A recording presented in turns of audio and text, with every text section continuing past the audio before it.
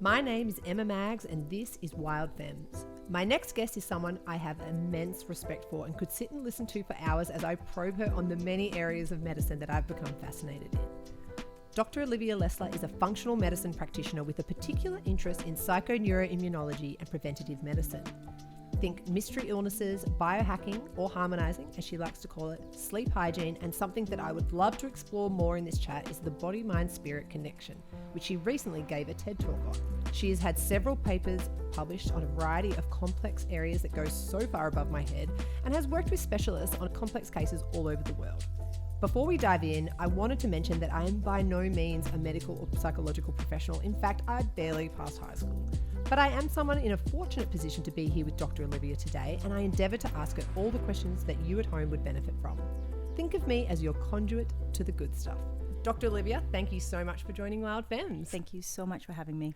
Last time we spoke, you were in London. I think it might have been the middle of the night, and you had your big blue blocker glasses on, yeah. and you're probably a bit jet lagged. Probably. And the first thing you said to me was, I'm just currently on Tinder for sperm donors. Now, I'm completely fascinated by this. Can you just share a little bit of an insight into what that actually is? Okay, so hi, Dad.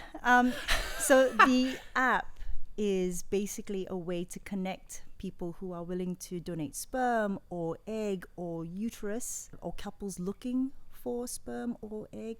Anyway, and of course, single people such as myself. I've gotten to that age now where I really am thinking about a family, and I may have to do it on my own. So this is an option that thankfully is available to me.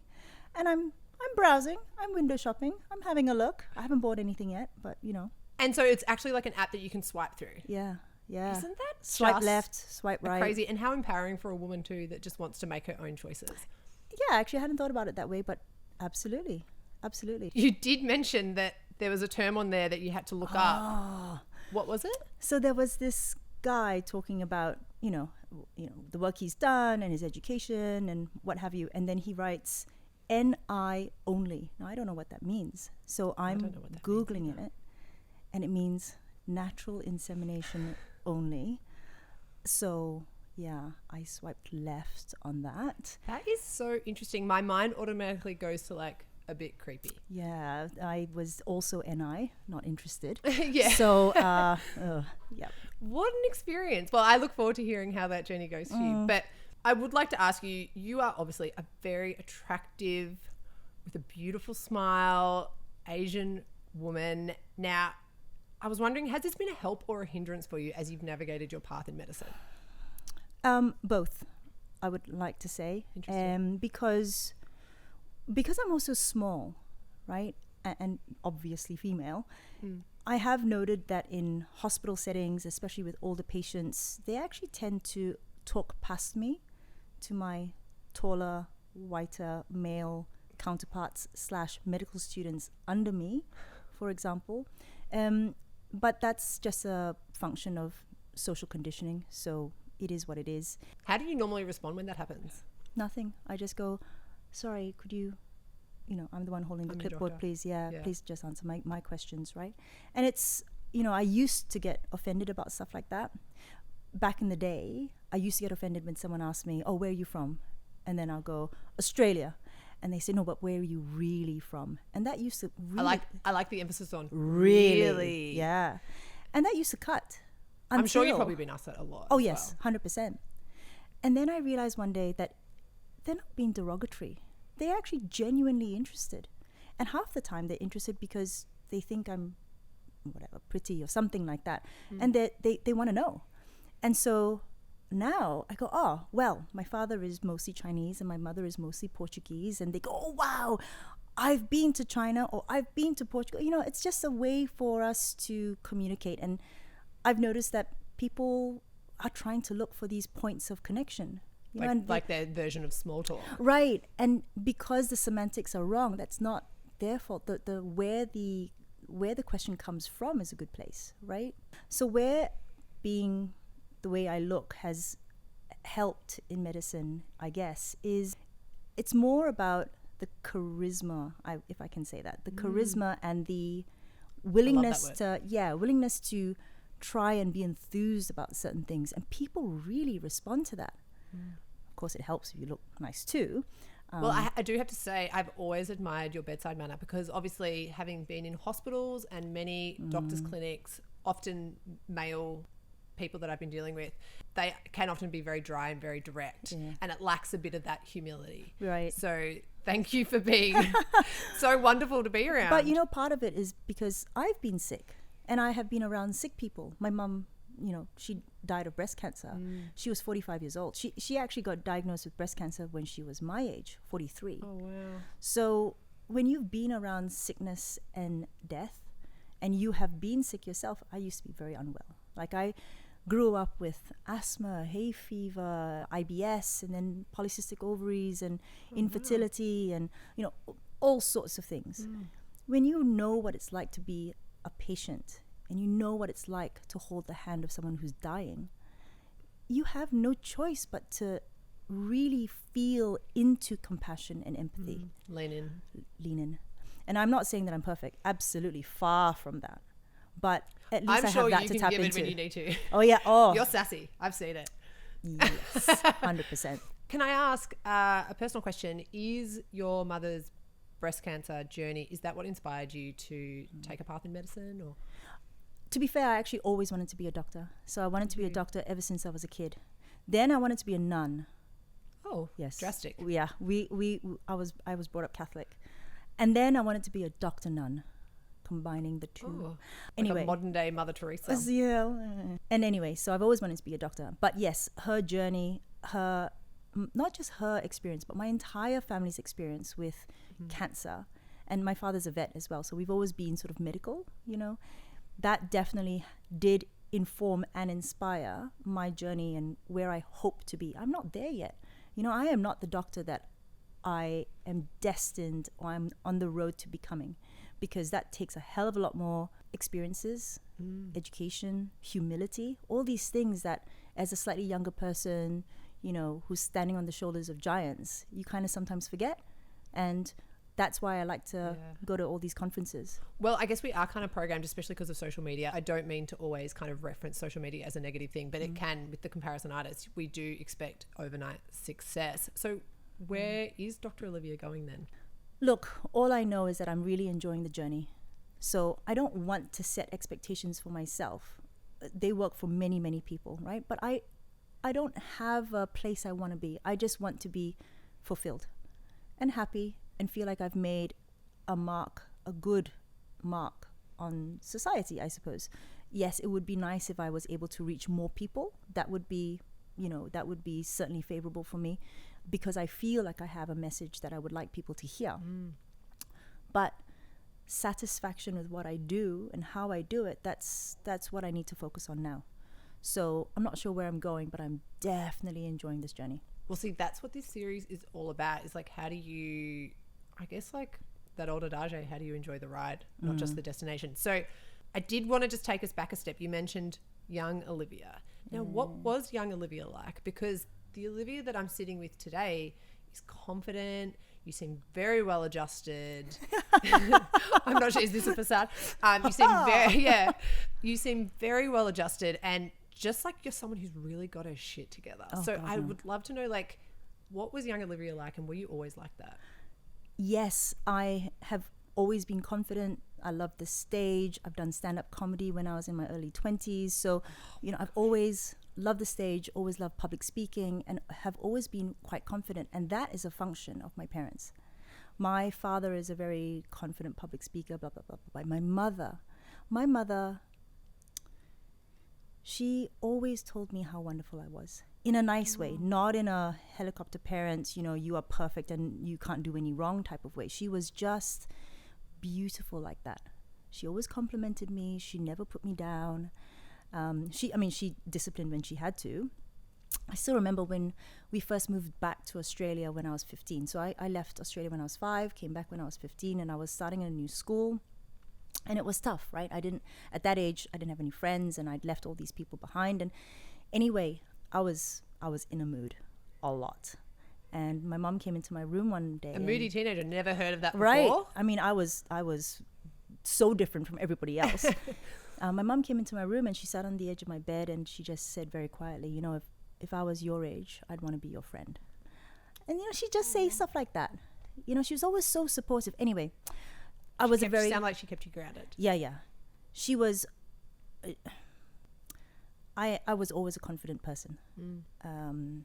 But sometimes when you're too confident, it means that you also don't take a breath.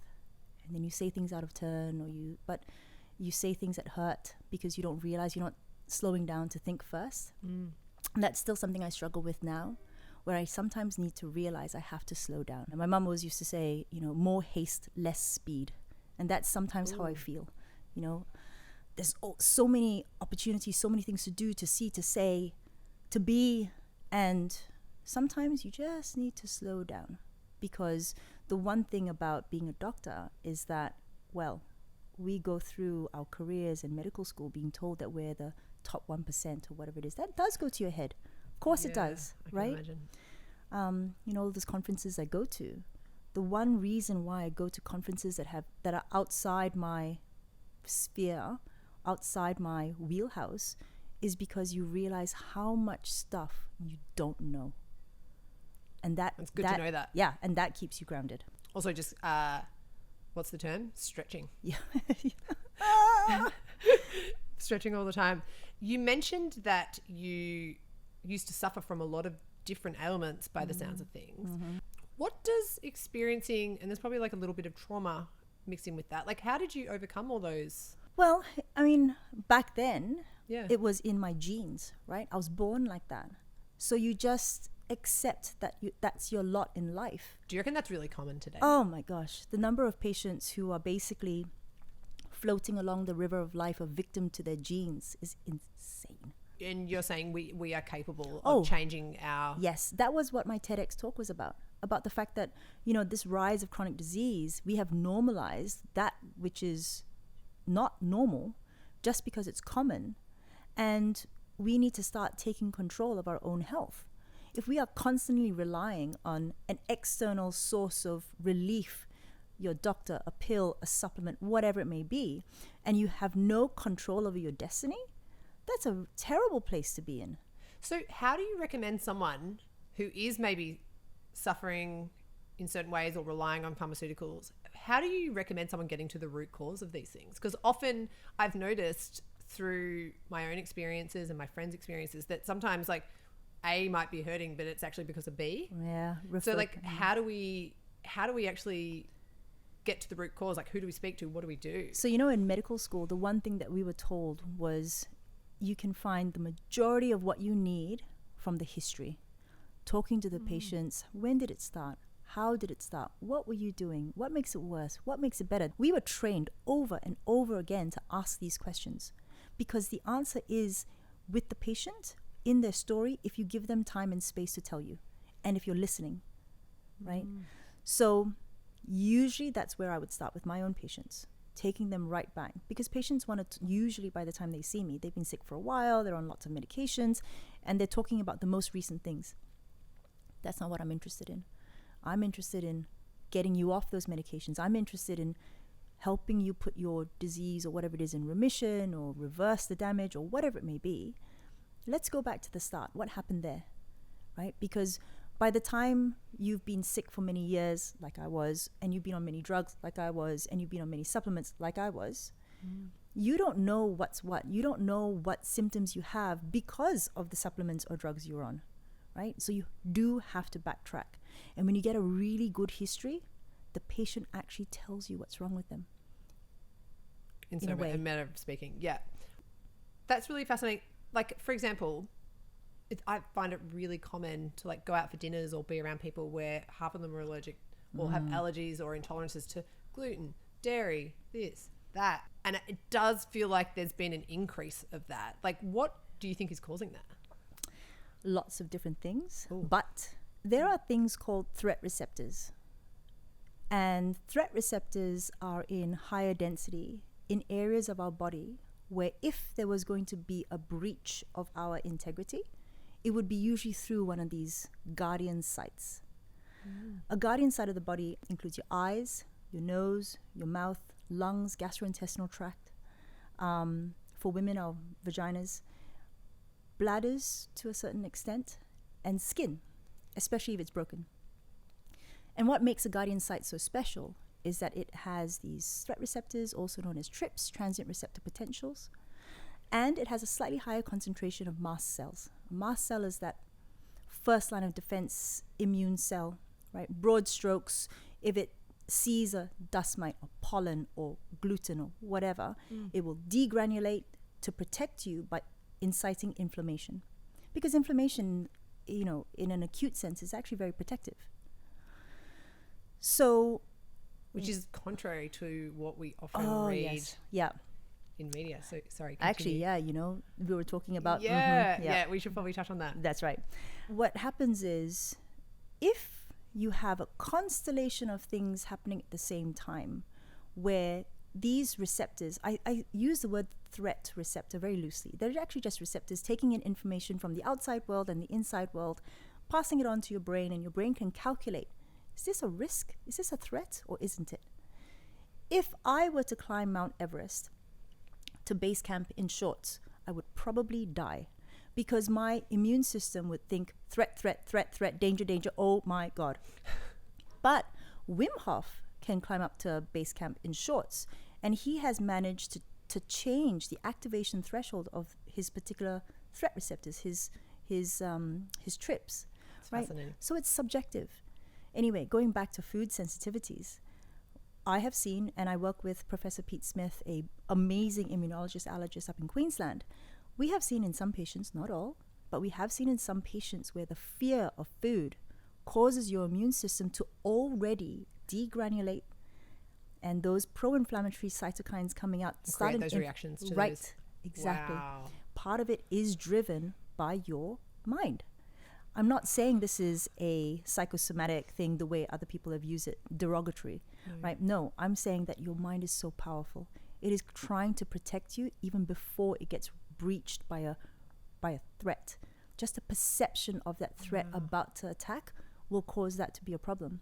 If it's seen something once, twice, 3 times, and you know it correlates it with cortisol and adrenaline in your system, and you know you approach it with fear because you remember the last time that happened, it will go, I guess It's happening again. Yeah, I guess this is a threat, and tag it as a threat. Do you think it's possible to reverse some of these intolerances? Absolutely. Amazing. We do it all the time. Oh, I love to hear that, because I think that would, imagine the relief a lot of people would feel if they could actually go through that process with you. So there are different types of allergies, obviously. There are some, anyway, but... It's all very personal, but... Yes. It is something that could be possible for some people. Yeah, exactly. So you did touch on something about our minds being so incredibly powerful. You come into contact with people who are sick or struggling with certain issues on a daily basis. The effects of emotional trauma on the body, people say that it can manifest in people's bodies in different ways to cause pain and illness. Like, do you think that's a real thing? Oh, absolutely. Just go on YouTube and Google the rubber arm experiment, for example. Have I told you about this? No, please tell us. So the rubber arm experiment is where, and it doesn't work for everybody, okay? But if you go on YouTube, you can see it. Basically, they have a person with a board here, so they can't see their actual arm. Then they put a fake arm, which looks as if it's attached to their own body.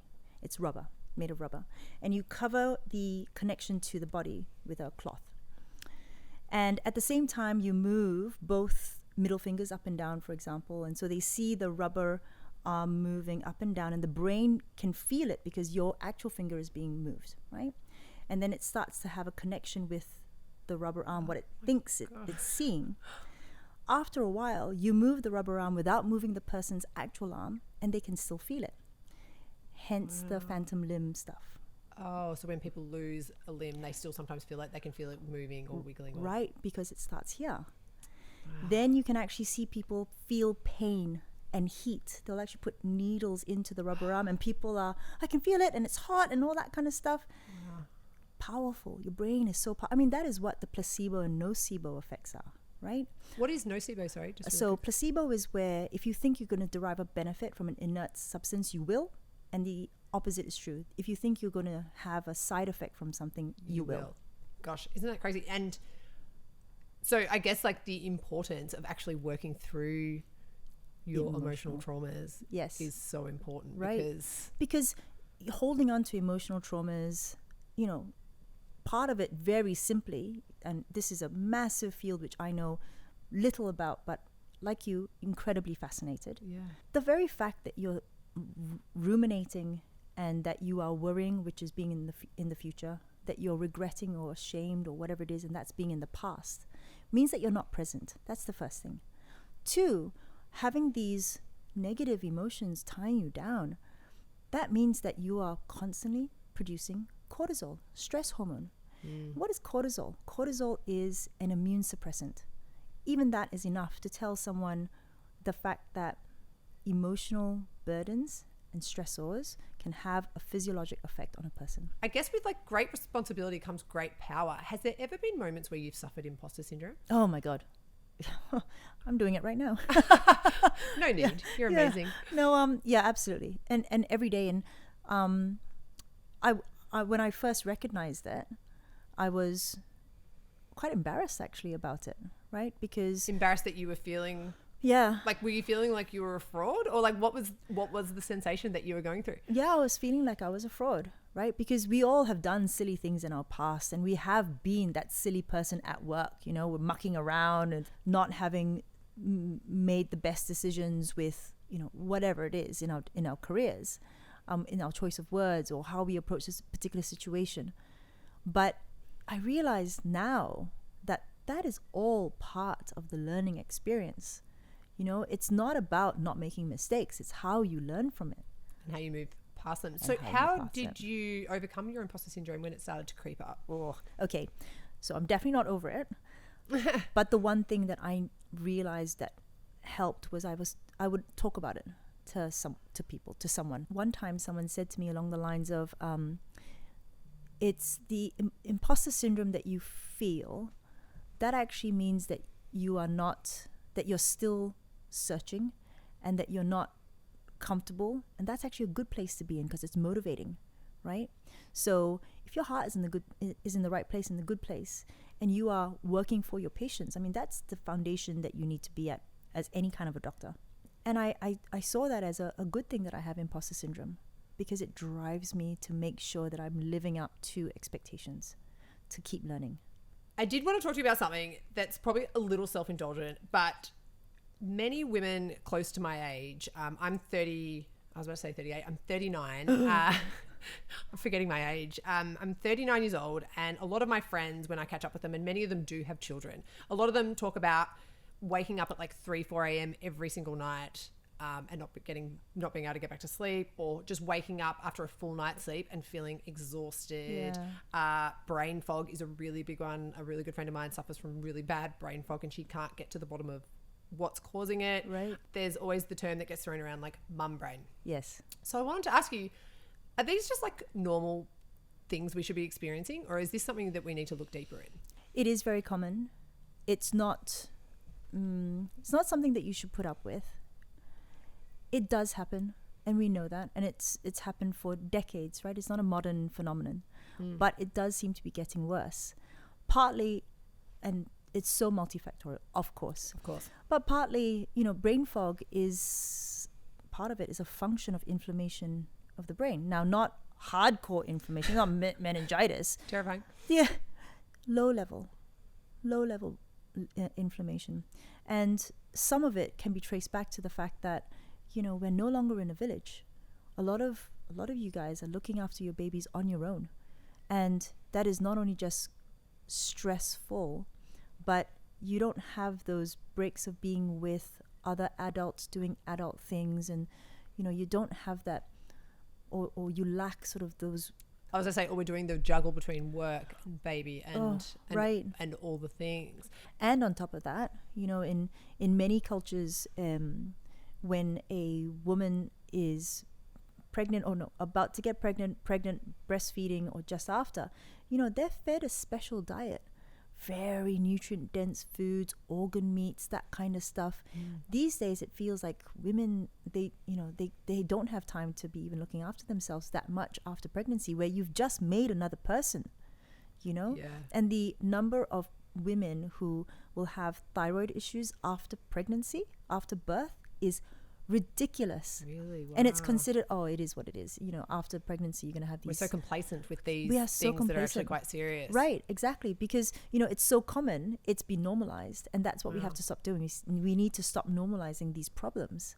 I guess that lends itself then to talk about sleep hygiene, because I can imagine as part of sleep hygiene, and I'll get you to actually explain what that is, but a lot of the problems with sleep hygiene and having good sleep hygiene, I can say that many more times, I guess, is lifestyle. Are we talking about sleep hygiene? Let's talk about sleep hygiene, Dr. Olivia. Yeah. So can you just explain to us what sleep hygiene actually is? So sleep hygiene is the behaviors and habits that you put into place that is going to help ensure good sleep.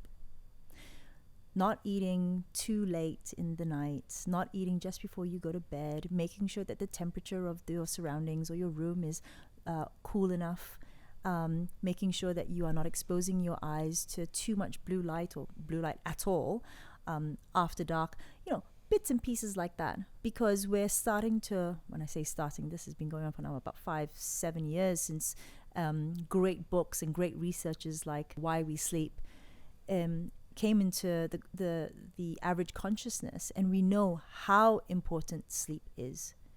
There is not one, I hope there is not one doctor now who still says things like, I only need 4 hours of sleep, or I only need 5 hours, and it's a bit of a show, it's a bit of a badge of pride or something like that. No, you shouldn't be proud of that. No, not at all. Sleep is so important for health. In fact, it is the number one sort of bioharmonizing tip that we're using with patients. It's, you got to get your sleep right. You got to get it right. So if there was 3 tips you could give to anyone today to help get their sleep hygiene back on track, what would it be? Light. Number one thing is light. You have to make sure that you are exposing your eyes to natural sunlight, sort of within 30 minutes of waking up. And that's called daylight anchoring. That sets your circadian rhythm. That sets the tone for the rest of the day. Then making sure that you are not exposing your eyes to blue light after dark, essentially. Which we all do. Right? Whether it's overlight fluorescent lights or our phone or our computer. I mean, I'm guilty of that. Of course I am. But it's definitely something that we need to be very conscious of, and that is light. And I use blue light blockers. You've seen my sexy blue light blockers. That can be very helpful. They actually have like a really nice 70s vibe about them. I think they really suit you. Right, exactly. Yeah. So that would be the first tip is light. Second one would be temperature. We actually need our body temperature to drop just at sort of 0.3 to 0.5 degrees centigrade when we're sleeping, because that is part of how our lymphatic system opens up and the cerebral spinal fluid comes through and washes out the brain. We need that drop in temperature. And that drop in temperature is actually driven by melatonin. So if we go to bed and we're too hot, does that mean our brainwashing is not happening? It means that you are possibly hindering it. Yes. So we have this cultural thing about using heavy duvets, and then we stick our foot out from one side, and that's because we're trying to trick our brain into thinking that we're cooler than we are. Right? So temperature is definitely another one. Getting that temperature of your room right, or even as a bioharmonize, using temperature as a switch. From an evolutionary perspective, the day would be warm. The minute the sun disappeared, just like in the desert, it'd be cold, right? And that sudden drop is something that signals to your brain, okay, it's time for bed. And so we actually sometimes say to patients, have a warm bath or have a warm shower, and then turn the cold on, or come out of the shower and go into a cold room, and that drop actually can help signal that, okay, time for bed thing. And then the third tip, the last one, is just don't eat too late, because your body will be so busy processing everything. Exactly. Are there any daily practices or supplements or protocols that you would like to share that you do personally? Because obviously you're someone who understands kind of both sides of the coin when it comes to medicine and health. What would be yours? So I don't take supplements regularly. I sort of do the pulse method. In other words, if I feel that I'm lagging or I feel I need something, you listen to your body. I listen to my body, because I travel a lot. I do. And so I sometimes will use a little bit of melatonin, or I use adaptogenic herbs. Before I do a talk, for example, or I'm on stage or a podcast, I don't take coffee, just in case I'm jittery. I actually use chicory and adaptogenic herbs as a coffee drink. So I don't take many supplements, but I do think that they can be helpful for some patients, especially when they're trying to figure out their diet, to make sure that the diet is working for them. For me, my non-negotiables are that every week I take 80 grams of organic beef liver in some way, shape or form, usually in the way of mince, at least 3 times a week. That's definitely for me. Every time I go out to a restaurant, and that I do very often because I like socializing, but I always try to have oysters. So that's my zinc, copper and B12.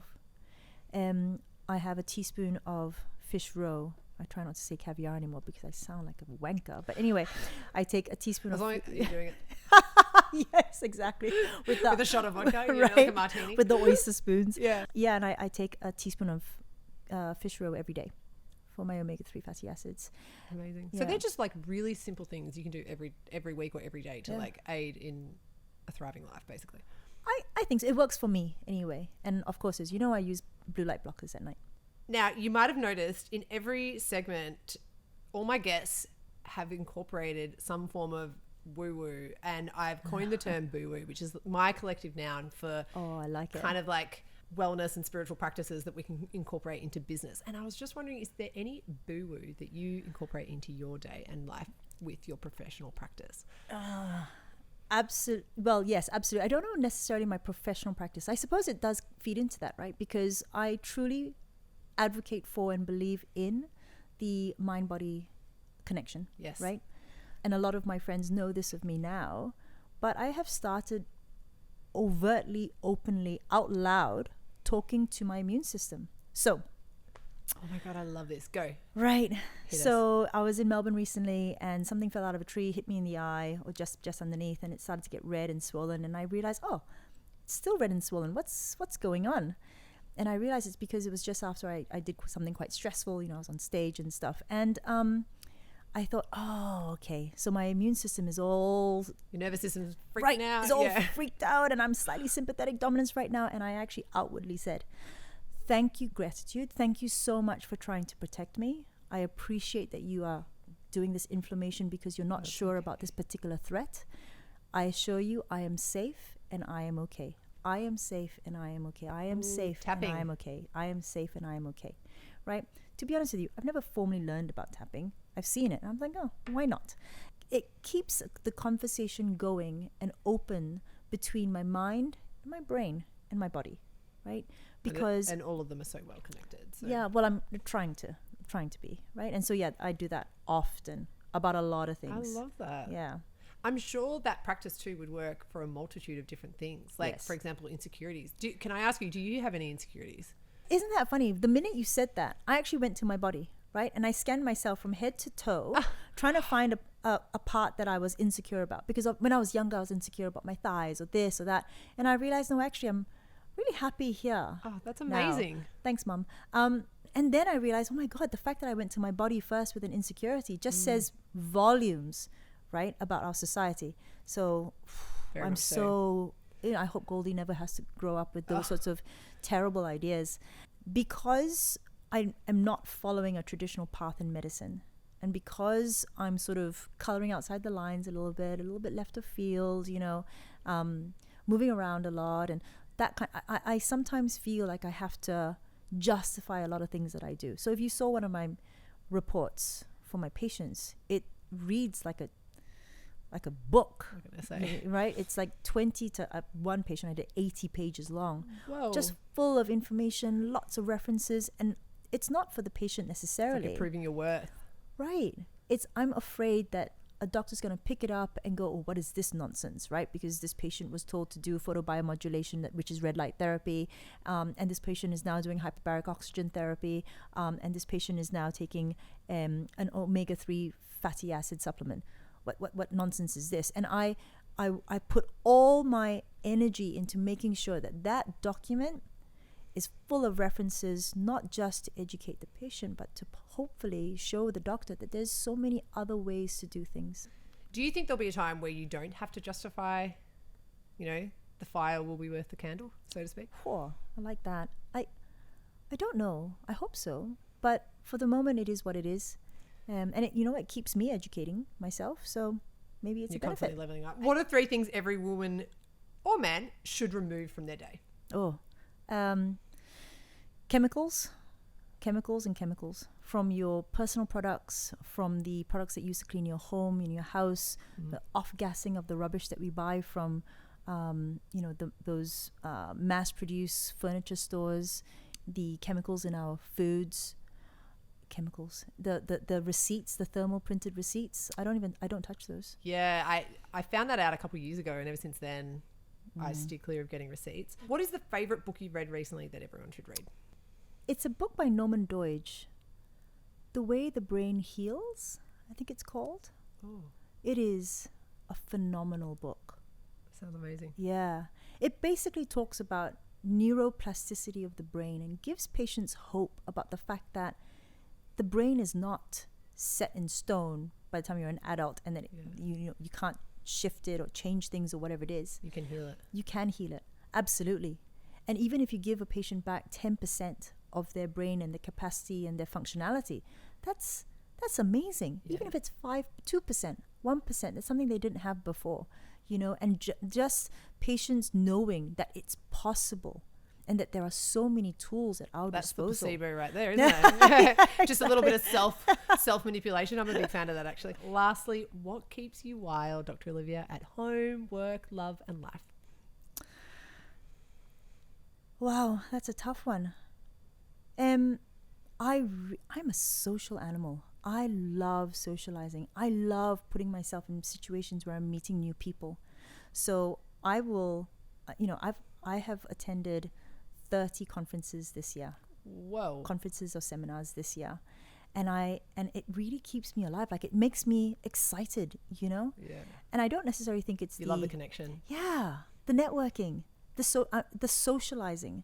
I think I missed that as a single person living on her own, in a city that I don't really know that well. Yeah. That is actually a really beautiful one, because I guess we could go into this could be another episode as well, when people talk about their love languages.